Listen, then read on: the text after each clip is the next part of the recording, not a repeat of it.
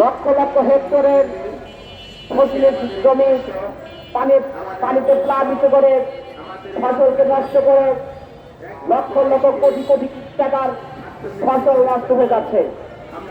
এর মূলে রয়েছে ভারত। ভারত বিভিন্নভাবে বাংলাদেশকে তারা শোষণ করছে। আমি বলতে চাই,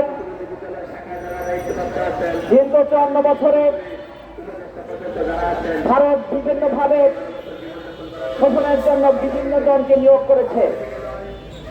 ইতিমধ্যে আমরা দেখেছি বিগত স্বৈরাচারী শেখ হাসিনা সরকারকে ভারত নিয়োগ দিয়েছিল বাংলাদেশকে শোষণের জন্য। স্বৈরাচারী শেখ হাসিনা সরকার বাংলাদেশের প্রত্যেকটি রাষ্ট্রের স্নায়ুকেন্দ্রগুলোতে তাদের কবজায় নিয়ে তারা বাংলাদেশের নাগরিকদেরকে শোষণ করেছে। আজকে বাংলাদেশের ভোটের অধিকার, ভাতের অধিকারের জন্য যখন বাংলাদেশের মানুষ আন্দোলন করেছে, আপনারা জানেন বাংলাদেশে যখনই কোন ক্রান্তিকাল মুহূর্ত চলে এসেছে, ভারতের সে নীল নকশা কখনো এরা মেনে নেয়নি। যেমন মেনে নেয়নি 1952 সালের ভাষা আন্দোলনে, 67-68 সালের শিক্ষা আন্দোলনে, 69 গণঅভ্যুত্থানে, 71 মহান মুক্তিযুদ্ধে, 90 স্বৈরাচারী বিরোধী আন্দোলনে তারা ঝাঁপিয়ে পড়েছিল। সর্বশেষ 2024 সালের 5 আগস্টে বাংলার দামাল সন্তানেরা ঢাকার প্রিন্সলা কালো রাজপথে বুকের রক্তকে ঢেলে দিয়ে স্বৈরাচারী শেখ হাসিনা সরকারকে বিদায় করেছে। আজকে দেশীয় পণ্য যদি আমাদের দেশীয় ভাবে আমরা সেটা ভোগ করতে পারতাম, তাহলে 150 টাকা দিয়ে পেঁয়াজ কিনতে হতো না। আজকে বাংলাদেশের যে ইলিশ 2000 টাকা কেন্দ্র ইলিশ বাংলাদেশে মাছ কিনে ক্রয় করতে হয়। এই ইলিশ মাছ তারা যখন ডিম ছাড়ে, তখন ভারত বিভিন্ন উপায়ে তারা এই ইলিশটা নিয়ে যায়।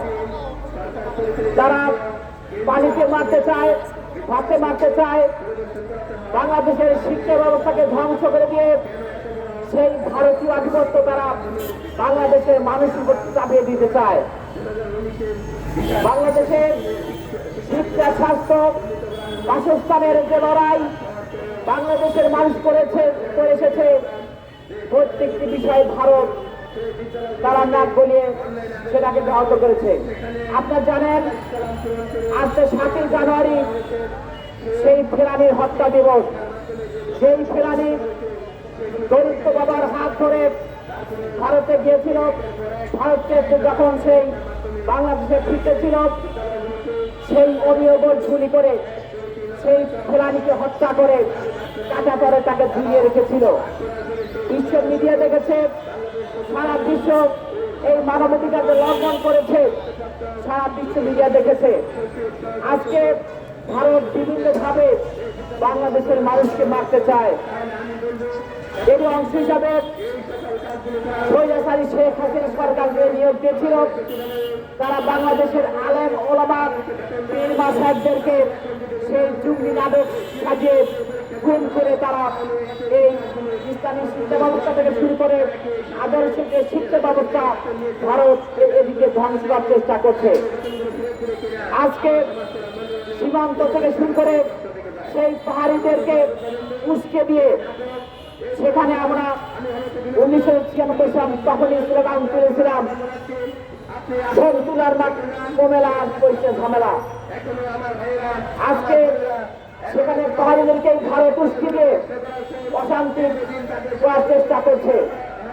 আপনারা জানেন আমরা 74-এর দুর্ভিক্ষ দেখেছি, বাসের অভাবে রংপুরের বাসন থেকে জাল পরিধানকে থাকতে হয়েছিল।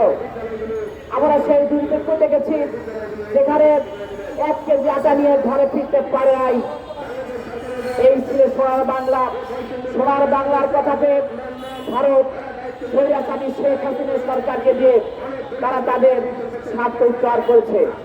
আপনারা জানেন তৎকালীন সেই মন্ত্রীরা বলেছিল যে ভারত এবং বাংলাদেশের সম্পর্ক স্বামী স্ত্রীর সম্পর্ক, এর যে লজ্জার, এর যে ঘৃণার আর কিছুই হতে পারে না।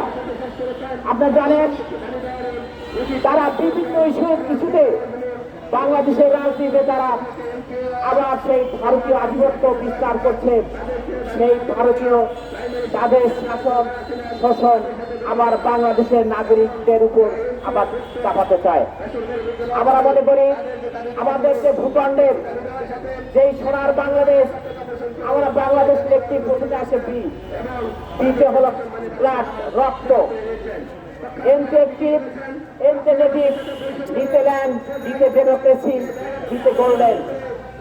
আমাদের এই সোনার বাংলাদেশ গড়তে হলে বাংলাদেশের সম্পদ রয়েছে, সৃষ্টি ব্যবহার করতে হবে। বাংলাদেশে রয়েছে মৎস্য সম্পদ, পশু সম্পদ, খনিজ সম্পদ, সর্বোপরি রয়েছে মানব সম্পদ। 18 কোটি মানুষের 36 কোটি হাত, এই 36 কোটি হাত যদি সুষ্ঠুভাবে কাজে লাগায় বাংলাদেশ সোনার বাংলাদেশে পরিণত হবে, বেকারত্ব দূর হবে, মানুষের ভাতের অধিকার, ভোটের অধিকার প্রতিষ্ঠিত হবে। এমন একটি সোনার বাংলাদেশে আশা করছি এবং ভারতীয় আধিপত্যমুক্ত শিক্ষা ব্যবস্থা এই দেশে প্রতিষ্ঠিত হোক, মানুষের অধিকার প্রতিষ্ঠিত হোক, গণতান্ত্রিক সোনার বাংলাদেশ প্রতিষ্ঠিত হোক, এই আশাবাদ ব্যক্ত করে আমি আমার সংক্ষিপ্ত আলোচনা শেষ করছি। সার্বভৌমত্ব সুরক্ষা পরিষদ জিন্দাবাদ, ন্যাশনাল লেবার পার্টি জিন্দাবাদ, লায়ন খালিদ রহমান জিন্দাবাদ। আসসালামু আলাইকুম ওয়া রাহমাতুল্লাহ।